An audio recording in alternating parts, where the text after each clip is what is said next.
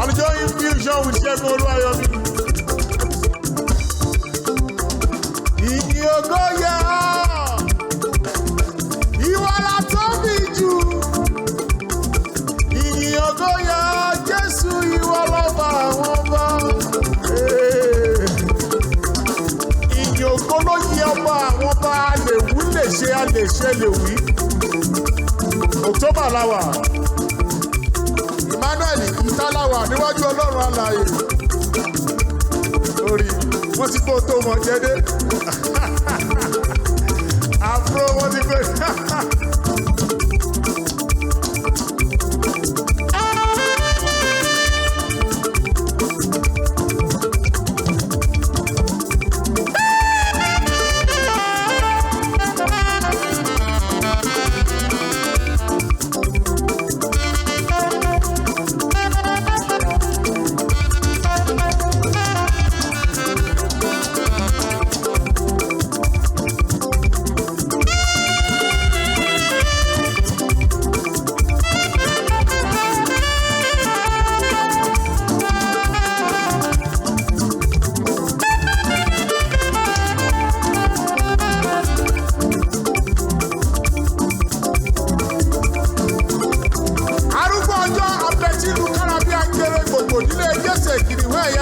We reference you this evening.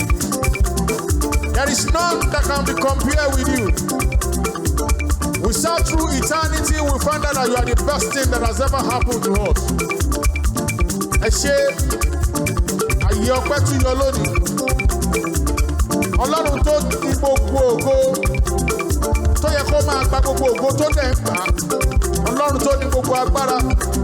Ìyìn ògo yẹ ọ́, ìwọ la tóbi jù. Ògo yẹ ọ́, Jésù ìwọ lọ́ba àwọn ọba. Arúgbó ọjọ́ ẹ ṣé o. Arúgbó ọjọ́ ẹ ṣé o. Àbètìlù kára wọn bí ajere. Alápá rọ́bìrọ́bì sẹ́. Ọlọ́run ìpè Apọ́sù Joseph Ayọ̀ Babalọ́lá o.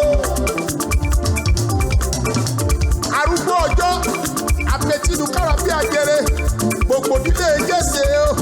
Kìnìún ẹ̀yà Júdà o. Alápá rọ́bìrọ́bì. Alápá kábíkábí. Ọba tá a kìkìkì tá ò lè kìtọ́ ní o. Tí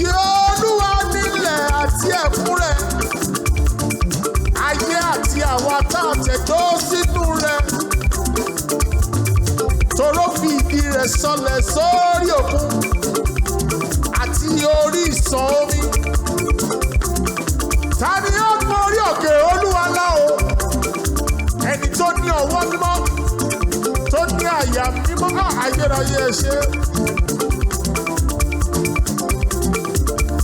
Alágbàwí, bẹ́ẹ̀ni, Ọlọ́run tó ń gba gbogbo èrò ọkàn wa wí. Ó bá èèyàn sọ, ó bá èèyàn sọ, tó bá ti lè rò ó báyìí, ó gbọ́. Ìyìn ya olú ọ̀run o. Ìyìn ya tóbi jù. Àbètìlù kára wọn bí ajere. Ẹ̀mí mọ́ o. Ẹ̀mí inú àwọn wòlíì. Mo fẹ̀yìn mi ti àgbélébùú. Mo wá ti ẹnu mi bọ́ ètùtù. Ẹ̀jẹ̀ ètùtù tí a ta sílẹ̀ lórí òkè Kávárì o. Ẹ̀jẹ̀ iyebíye, ẹ̀jẹ̀ Jésù Kristi. Gbogbo agbára gbogbo láyé àtọ̀run ó ń bẹ lọ́wọ́ Elédùmarè akiri ṣoore aṣoore kiri. Gbogbo ìdílé Jésè, ìdìwọ̀n ẹ̀yà Júdà, alápá rọ́bìrọ́bì, alápá kábíkábí. Ayérayé nínú ọ̀run o. Elétí gbóǹpa yòòyé o. Galatians 6:17 says, from this time henceforth, let no one trouble us, for we bear in our body the marks of the Lord Jesus Christ. Everybody say Jesus, Jesus. Everybody say Jesus, Jesus. Everybody say Jesus, Jesus. Oh shit. David Ibalu, Jesus. Everybody say Jesus, Jesus. Jesus. Ọwọ́ àfúró la fi wọlé lónìí. AlujoHymn fusion with Segun Oluwayomi. For those of you listening to us, tẹ́ ń wò wá lórí Orísun, ẹ wá bá mi lórí Facebook mi, Segun Oluwayomi lórí Facebook, lórí TikTok at Segun Oluwayomi, lórí Instagram at Segun_Oluwayomi, and on my YouTube, Segun Oluwayomi TV. Ìyìn ya olú ọ̀run o. Elédùmarè gbogbo. Ọba tó ní gbogbo agbára lọ́wọ́. A lè wí lè ṣe o. Gbogbo nílé Jésè kìnìún ẹ̀yà Júdà. Alápá rọ́bìrọ́bì, alápá kábíkábí. Ọlọ́run ìpè Apọ́sù Joseph Ayọ̀ Babalọ́lá.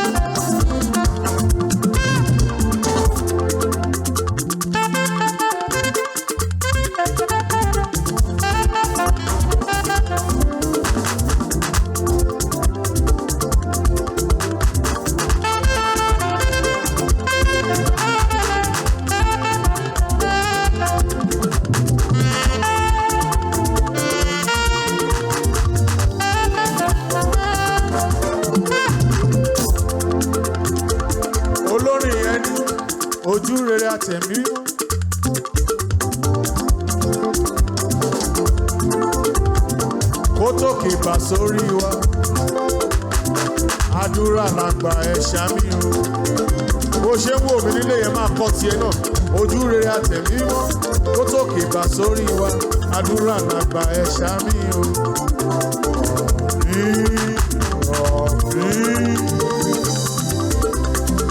Àdúrà làgbà ẹ̀ṣá mi o. Ẹ kúrọ̀lẹ́, ẹ káalẹ́, ẹ káàárọ̀, ẹ káàsán ní gbogbo wa tẹ́ bá ń gbọ́ wa. AlujoHymn Fusion with Segun Oluwayomi. Episode 230 on all our social media platforms. And episode 32 on Orisun. Ẹ ṣé o. Thank you for joining us today. Last week was awesome. Man, in Thanksgiving Sunday in the month of October. Thank you for joining us today. It promises to be a wonderful time in the presence of the Most High God today. Because our long méjì tí a máa ń ṣe ní pé ká máa yin Ọlọ́run.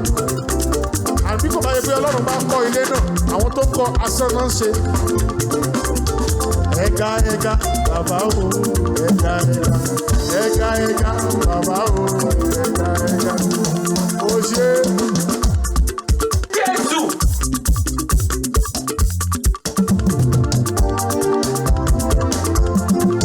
Ọlọ́run tó ga tí ọ̀tá fi wé là ń sọ parẹ̀.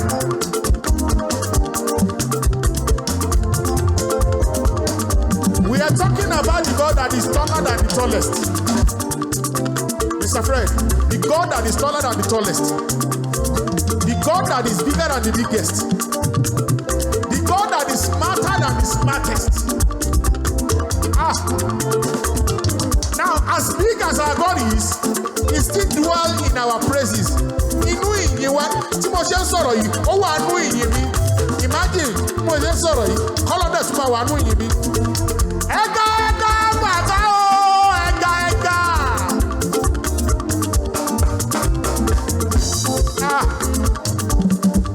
Whoa. Let me tell you something. The God you don't fear, you can't worship Him. Ọlọ́run tó bẹ̀rù ò lè sí. Bẹ́ẹ̀ni. Ó ṣe àyè. Ṣé.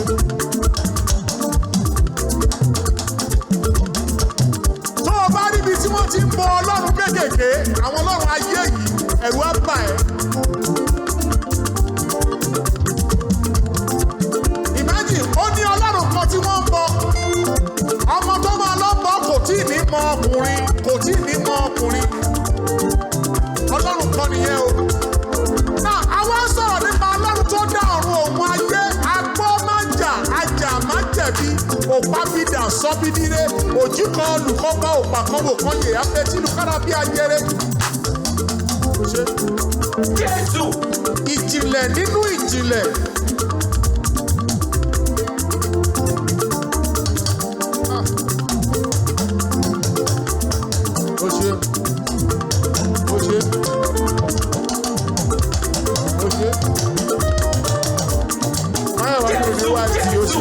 Ẹni rọ́bà fi lọ́ba pa. Àwọn òrọ́bà fi o, ọba ò lè pa wọ́n. Túbọ̀ eléyìí, Ọlọ́run yẹn ni à ń pè ní akọ́dá ohun tí ti ń bẹ. Aṣẹ̀dá ohun tí ò sí mọ́. Ọba tó lè jí tó lè pa. Ọba tó lè pa tó lè jí. Ọlọ́run bá pa tó kò sẹ́ni tó lè jí. Tó bá wá jí kò sẹ́ni tó lè pa. Òun la tún pè ní gbìngbìnìkì awúwo má ṣe é gbé. Òun la ń pè ní òpá bídà sọ́bídíré. O ṣe àyàn yìí, obedie lùlùlù.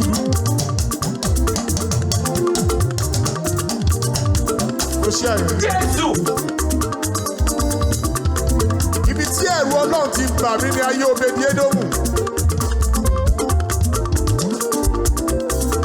Wọ́n ní ta ni nànà títí inú ìlú tó bá kú jẹ́ nìkankan ò ní mọ̀ pé kankan ṣẹlẹ̀ sí. Who is that man? When he dies, nobody will mourn him, nobody will remember him. Wọ́n ní ẹja lọ gbé sílé obedie dómù. A ṣe yóò.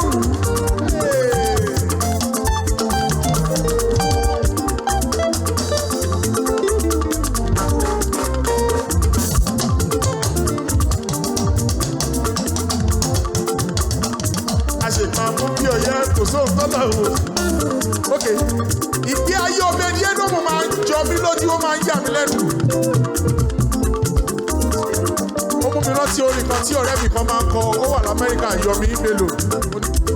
Olóòfà ńláńlá dákun fárí ayé mi wá.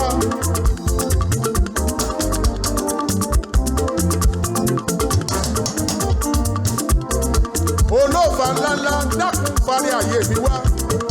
Ìwọ ló fore bá Obedi-Edomu lọ́jọ́ ọjọ́ sí ènìyàn lásánlàsàn bí tèmi máa l'Obedi-Edomu.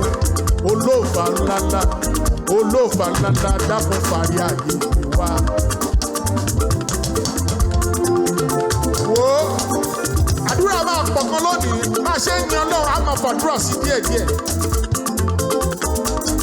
Nígbà tí àpótí ẹ̀rí bẹ̀rẹ̀ sí pa àwọn èèyàn, Uza was about to help the ark of the covenant not to fall down. But immediately his hand touched the ark of the covenant, he died mysteriously. Ó kú lójijì. Bíbélì ò sọ ẹ̀ṣẹ̀ tí Uza ṣẹ̀ a ò mọ̀ o.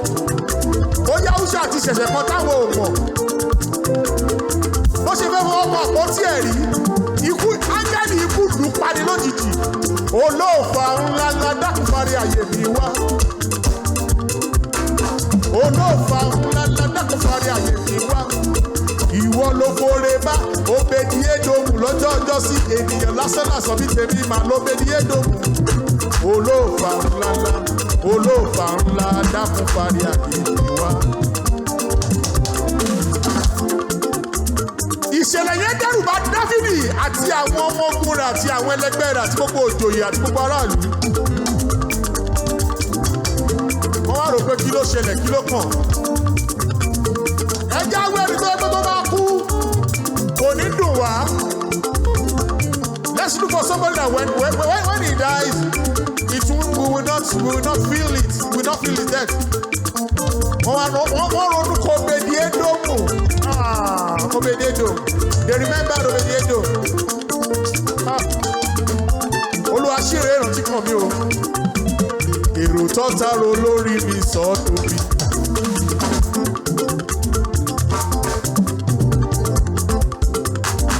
Èrò tọ́ta ro lórí mi sọ ọ́ tóbi. Àtàṣọ ní kókó kò má gbọ́dọ̀ tóbi ní kókó. Òkè áyán kò gbọ́dọ̀ ju ilé ìyàgbẹ́ lọ. Èrò tọ́ta ro lórí mi sọ ọ́ tóbi. Mr. Fred, there was an evil thought towards Obedi-Edomu. Let's go and drop this ark of the covenant in the hands of house of Obedi-Edomu. But the God that knows the beginning from the end, the God that knows the end from the beginning, now change everything, change every plan.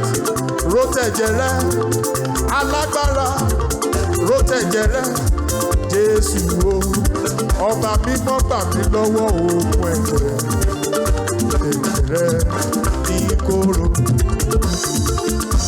Wọ́n ro kúrò Obedi-Edomu ni.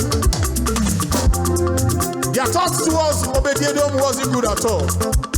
Let's go and drop the ark there, let him die. And his family. Nobody will look for him, nobody will ask after him. But the Alpha, the Omega, the beginning and the end, turn it around. Opabida Sobidire. Opabida Sobidire. And that was exactly what happened to Obedi-Edomu. God changed everything in favor of Obedi-Edomu. They just discovered that I don't make it this in there. Ọlọ́run bùkún ẹ̀. Jùwọ́n bẹ́ẹ̀ni tẹ́lẹ̀ fùfú kò lọ́bẹ̀ ní Obedi-Edomu máa ń rà. I've seen a family that they are eating fufu with ordinary water. Wọ́n fi fufu jẹ omi. Maybe that's the story of Obedi-Edomu. That's the story of Obedi-Edomu. They were using fufu to eat with water. No soup. No soup. I'm not talking about radio listen. But they now discover that ìyàwó Obedi-Edomu lọ sí ọjà. Ó lọ rẹ̀ fọ́, ó rẹ̀ jẹ́, ó rẹ̀ chicken, ó rẹ̀ turkey. Ẹja bàbá o, ẹja bàbá o, ẹja.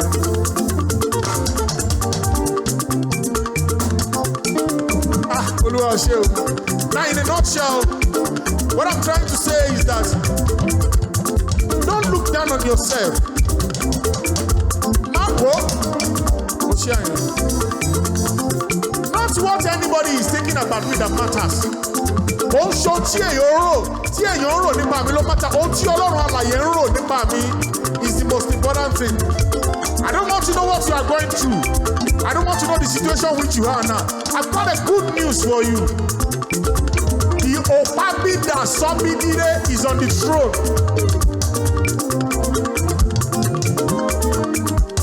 Nígbà tí wọ́n fẹ́ pa obìnrin tó ṣàgbèrè yẹn, wọ́n ti kó òkúta dání, wọ́n fẹ́ sọ lókúta pa. Àwọn ìka èèyàn ẹlòmíì bóyá ọmọ ọdún mẹ́jọ ló gbé sínú ilé ló ń bá yẹn ṣekúṣe o. Wọ́n fẹ́ pa á.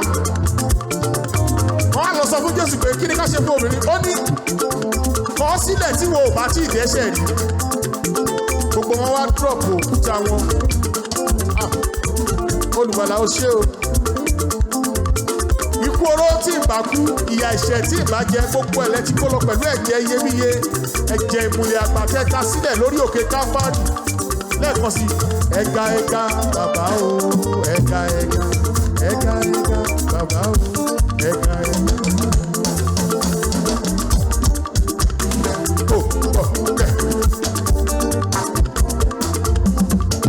Èmi Ṣẹ́gun Olúwayọ̀mí àti àwọn ẹlẹgbẹ́ mi, a ó pọ̀ kìkì rẹ̀ káàkiri gbogbo àgbáyé.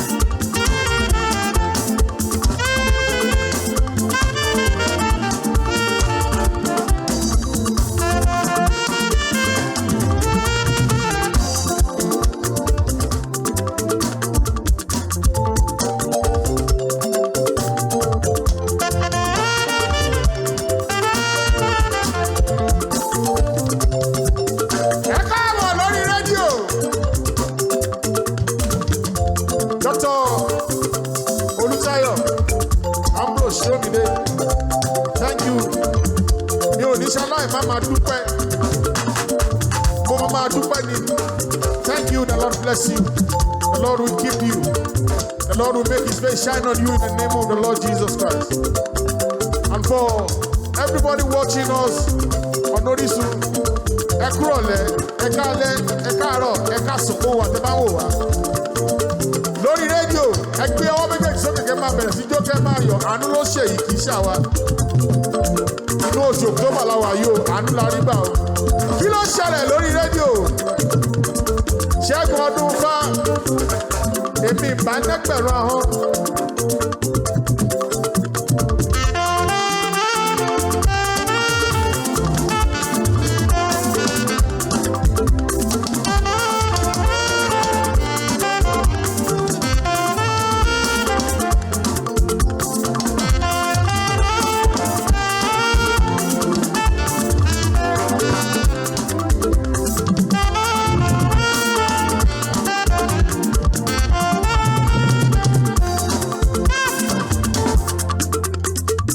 Hallelujah, mo rí ìgbà nínú Olúwa.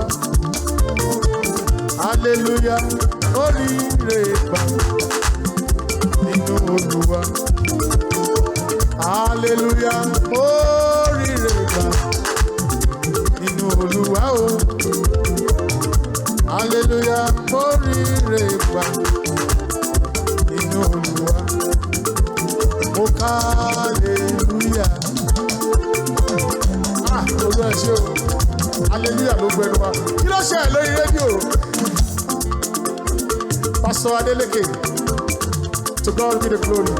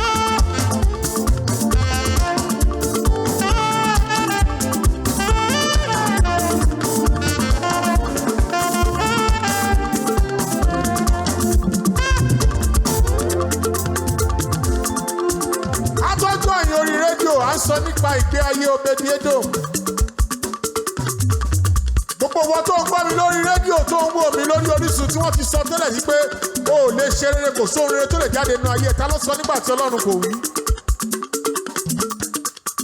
Ta ló sọ sẹ́ nígbà tí Ọlọ́run kò wí? Wọ́n ro kúrò Obedi-Edomu ṣùgbọ́n Ọlọ́run ro ìbùkún lọ́lọ́run rò sí Obedi-Edomu.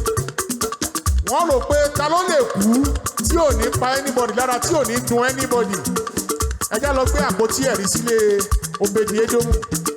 Ṣùgbọ́n Ọlọ́run tó mọ ìbẹ̀rẹ̀ láti òpin, Ọlọ́run tó jẹ́ adákẹ́dájọ́, ó ní ẹ máa gbé lọ màá tújọ yín lójú bẹ̀. Wọ́n gbé àpótí ẹ̀rí sílé Obedi-Edomu. Ìbùkún dé. Obedi-Edomu tó ń jẹ fùfú kò lọ́bẹ̀ tẹ́lẹ̀, ó bẹ̀rẹ̀ sí í jẹ iyán, ó ń jẹ jọ̀lọ́fù ráìsì. Àánú ni o. Wọ́n ti rò ẹ́ pé ṣùgbọ́n Ọlọ́run ò rò ẹ́ pé. Wọ́n ti sọ pé ò lè ṣe rere ṣùgbọ́n Ọlọ́run ò sọ bẹ́ẹ̀. Ọlọ́run ò sọ bẹ́ẹ̀. Kò sóhun tó ń là kọjá bó ṣe ń gbọ́ mi lórí rédíò yẹn tí Ọlọ́run ò mọ̀. Mo sọ pé Uza tí àpótí ẹ̀rí pa, àmẹ̀ṣẹ̀ tó ti gba owó ẹ̀bọ̀ kó tó wá fẹ́ hẹ̀pù àpótí ẹ̀rí. Ṣùgbọ́n Ọlọ́run tó jẹ́ adákẹ́dájọ́ tó mọ inú èèyàn, ó wò pé ìwọ o fẹ́ hẹ̀pù àpótí ẹ̀rí. Áńgẹ́lì ikú lù pa. Obedi-Edomu wọ́n fẹ́ lọ gbé sílẹ̀ kókó kú, ṣùgbọ́n Ọlọ́run ò gbà. Ta lẹni tó ṣe bí ọba lórí ayé mi o?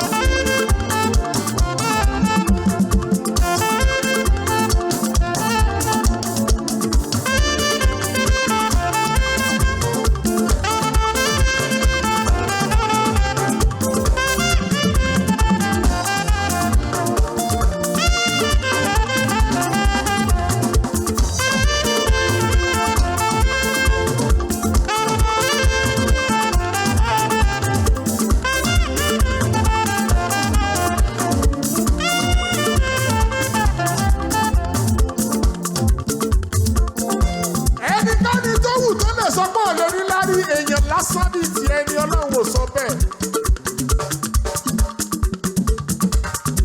Ìbá jẹ́ bàbá rẹ, ìbá jẹ́ ìyá rẹ, ìbá jẹ́ ẹ̀gbọ́n, ìbá jẹ́ àbúrò, ìbá jẹ́ ọkọ, ìbá jẹ́ aya, lólóòní ṣe rere tọ́lọ́run ò bá ti sọ bẹ́ẹ̀. Fọkàn ẹ balẹ̀, kí ló ṣẹlẹ̀ lórí rédíò?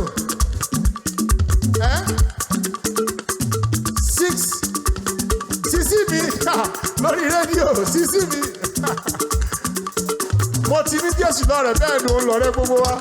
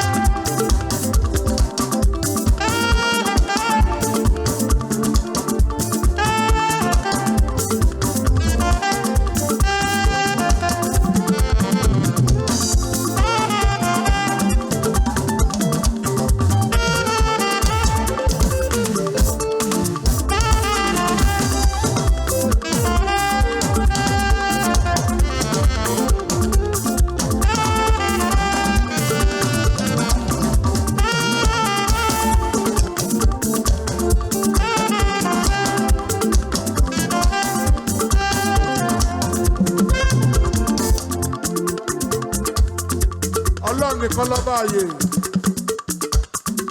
jẹ́ kó rọra máa lọ wẹ́rẹ́wẹ́rẹ́, ọdún ìtì fẹ́ parí nìyẹn.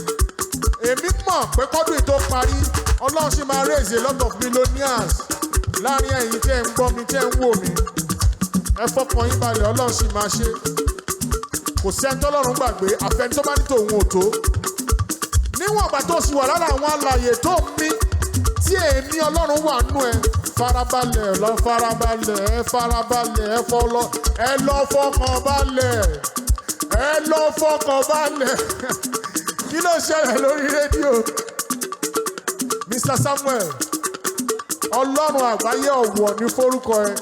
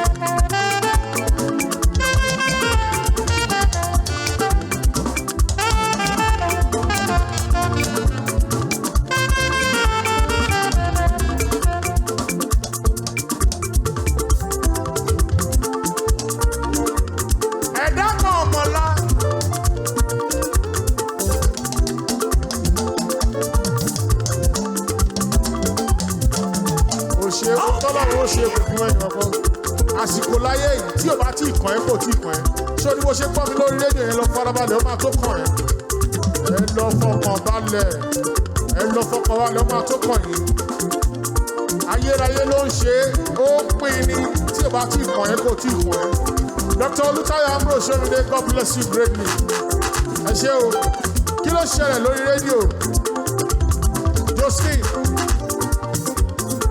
Kristi kí ìjọba rẹ dé nínú ayé gbogbo àwọn tó ń gbọ́ mi gbogbo ayé àwọn ẹlẹgbẹ́ mi bí kí ìjọba rẹ kó dé lórúkọ Jésù.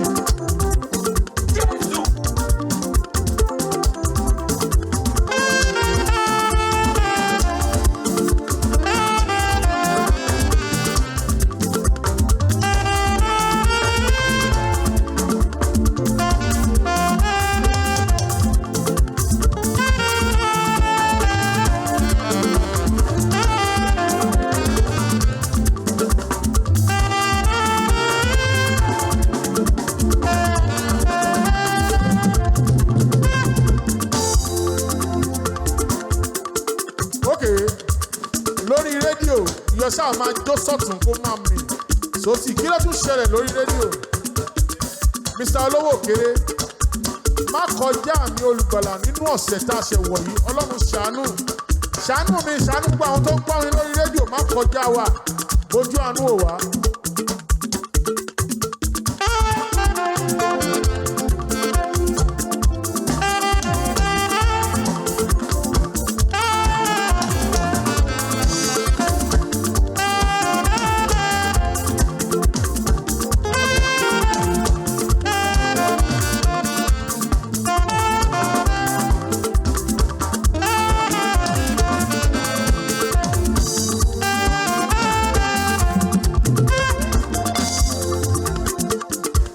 Ṣẹlẹ̀ lórí rédíò ẹ má gbàgbé àwọn orísun o Bọ́lájí kò sú wa láti máa kọrin ìbáni.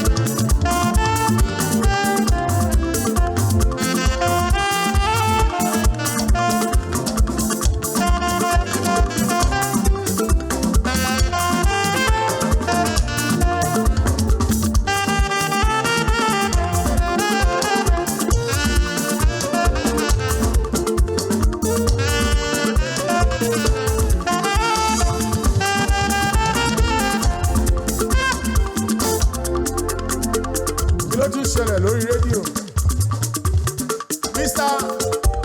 Mr. Adé Ọ̀ṣun, ọ̀rẹ́ wo la níbi Jésù?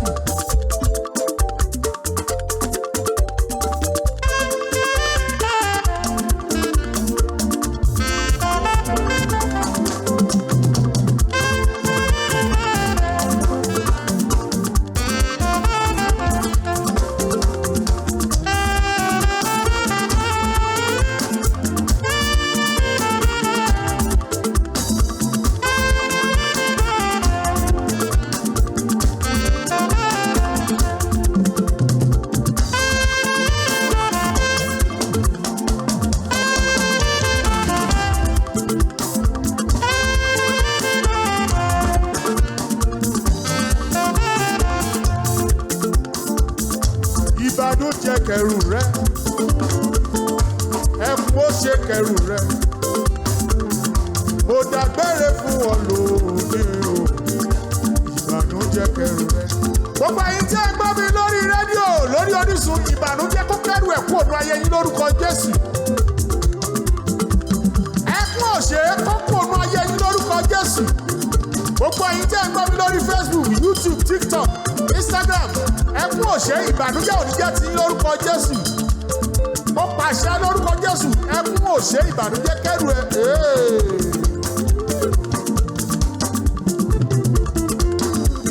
Kò sógun yé, ó ti kú. Kò sógun níbo ló lọ. Kò sógun káwọ́ mọ́rí jẹ ẹsẹ̀ mọ́lẹ̀. Ẹ má ṣe o bàbá. Kò má sógun yé, ó ti kú o. Kò sógun níbo ló lọ. Kò sógun káwọ́ mọ́rí jẹ ẹsẹ̀ mọ́lẹ̀.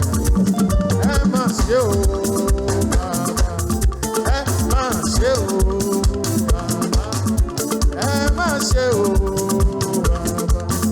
Ẹ má ṣe o bàbá. Ẹ má ṣe o. Bàbá kú iṣẹ́.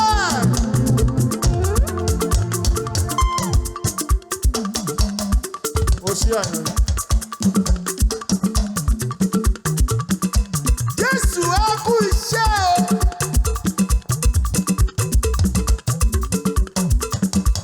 Ọlọ́run àgbàlagbà.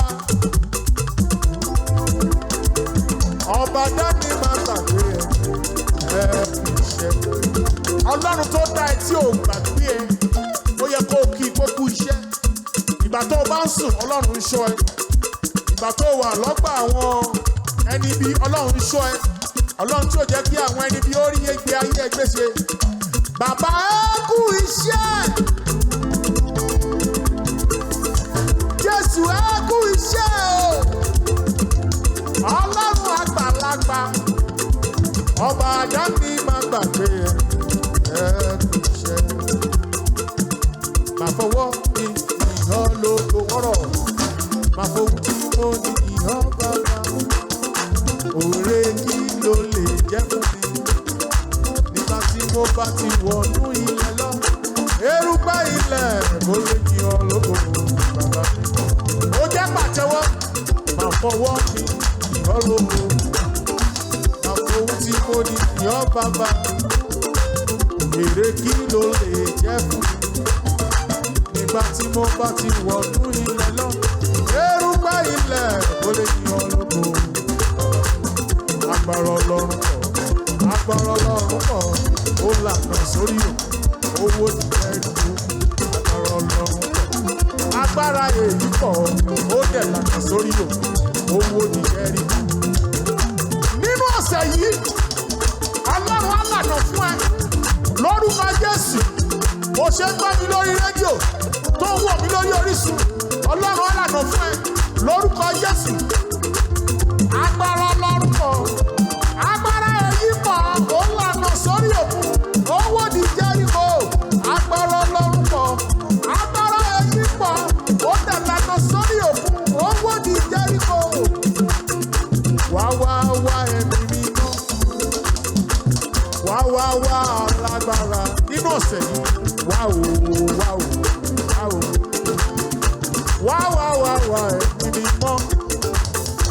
Wá alágbára.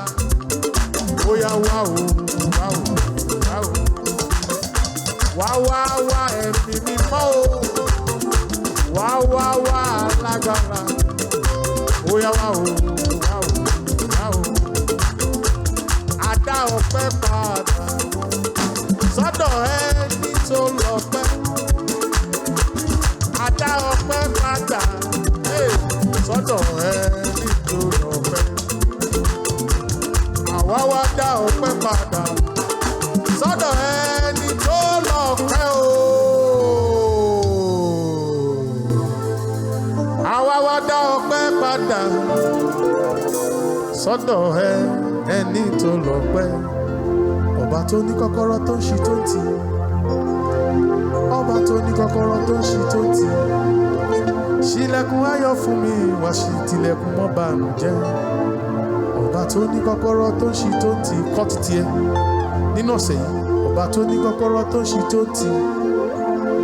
Ọba tó ní kọ́kọ́rọ́ tó ń ṣí tó ń tì.